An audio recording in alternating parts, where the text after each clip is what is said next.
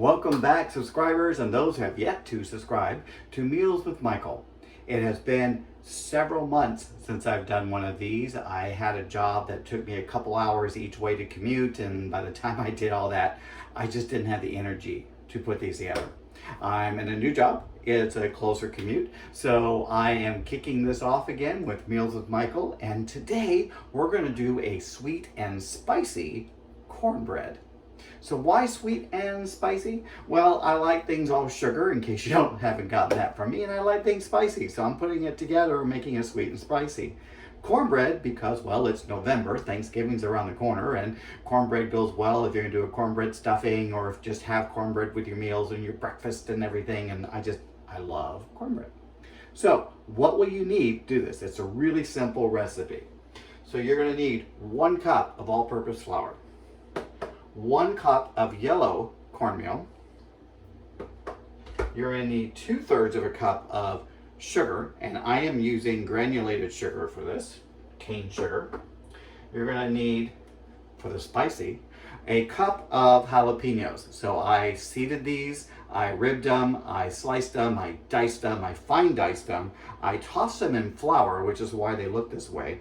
And the reason for that is when you put it in your cornbread, you don't want it all to sink to the bottom, all the pieces just to be at the bottom of the cornbread. So the flour helps it kind of stay within the cornbread and not go to the bottom.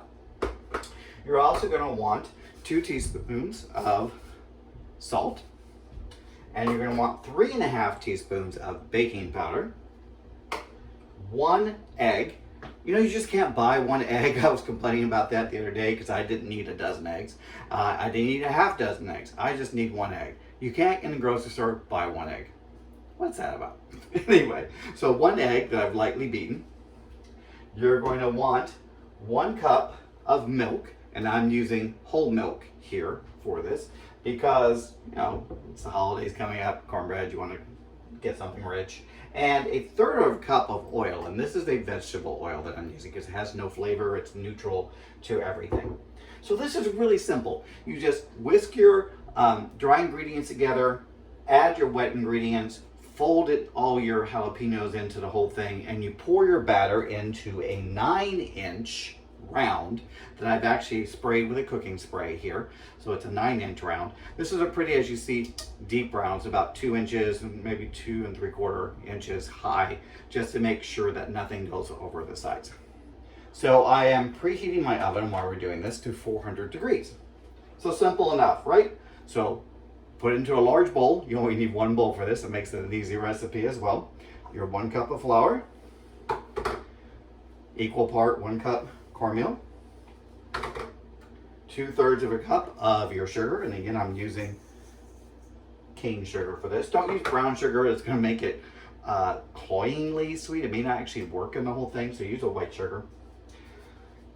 3.5 teaspoons of baking powder, because you need that baking powder. Then your salt, 2 teaspoons of salt. And essentially just whisk these together to combine them. Simple enough, right?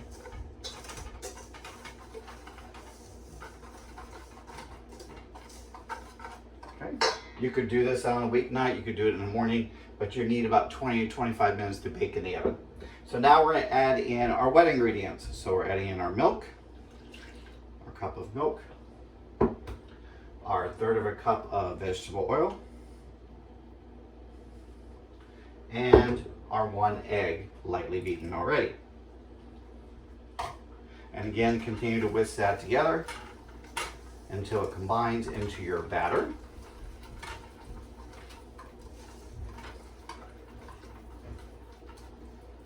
Make sure you mix it all together. You don't want any dry parts left. This is why whisk comes in handy. It kind of picks all that up, scraping your sides as you go. And essentially that's it, you know, for the batter piece. And as I mentioned, the jalapenos. So I'm going to fold these in. I have about a cup is what I did. I took 4 medium-sized jalapenos, and as I said, I seeded them, I ribbed them, I diced them down to somewhat fine dice. And now I'm just going to fold them into everything. You don't need your whisk for that. In fact, I'll just take that out of the equation. And that is what your batter will look like. And then you're just going to pour it into your 9-inch round, like so. Again, getting all the goodness out.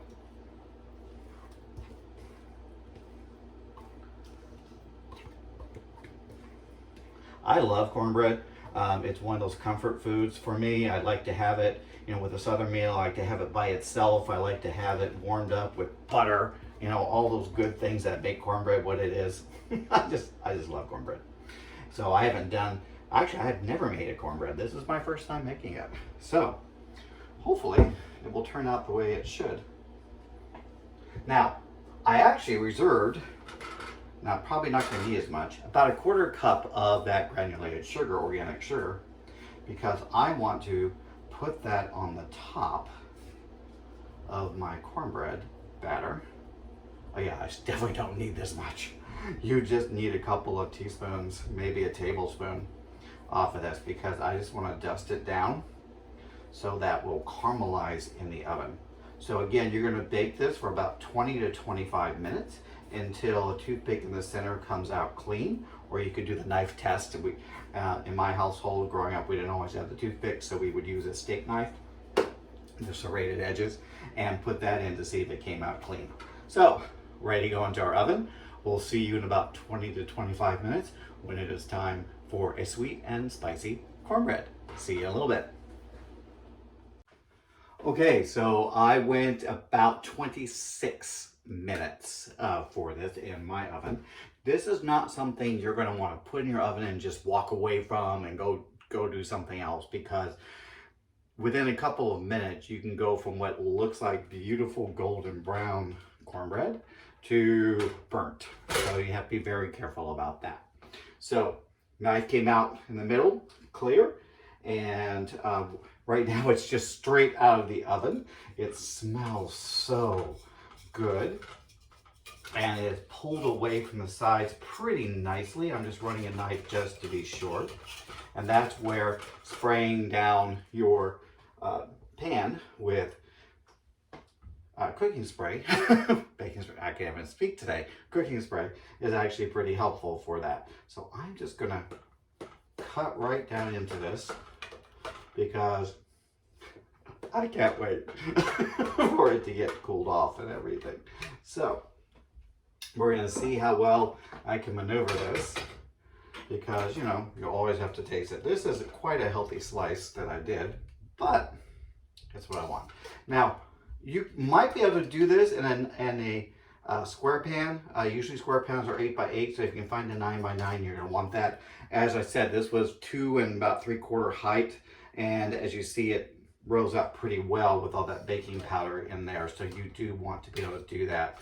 You probably want to let this cool a little bit more to get it out, but again, I'm just not one of those people that can wait for things, so I'm not going to. I'm a very impatient person. This has oh my gosh. Yeah, you do want this to cool off for it not to fall apart like that. But, oh man, I'm excited about this. The jalapenos did not drop to the bottom, as I mentioned. They're all the way through. This is not a pretty slice. This is your chef test slice that you do in the kitchen when nobody's watching. kind of thing. And you let this actually cool off, of course, before you really cut into it and everything. However, it is still good. The flavors are all the same, whether it is hot or it is cold. Now, you can freeze cornbread. It does freeze pretty well. I would recommend slicing it out to what you want it to be as far as portions are concerned, and doing individual frozens off of things. And when you're ready to reheat it, take it out the night before, let it thaw, and then just crisp it up in your oven at about 325 for a little bit here. As you see, butter, because butter and cornbread are together always. So let's try this. Oh, that's so good. You've got the jalapeno, a little bit of spiciness on that. You've got a little bit of sugar, so it's not overly sweet. The sugar crust topping is really nice. It gives a nice sheen to it. Plus it really gets a nice crust when you cut into it. So something that's fairly easy to do at home, quick to do. In about half an hour, you can have homemade cornbread ready for your holiday meals or for breakfast or whatever works for you for that side of things. So once again, back with Meals with Michael. We will be doing more adventures down the road. Be sure to subscribe, tell your friends about it, so we can all enjoy things together. And as Julia Child says, never apologize. So I'm not going to apologize about the way that this cut out, because I know once it cools down, it'll be nice and solid and everything will be good. So hope you've enjoyed Meals with Michael, and we'll see you next time.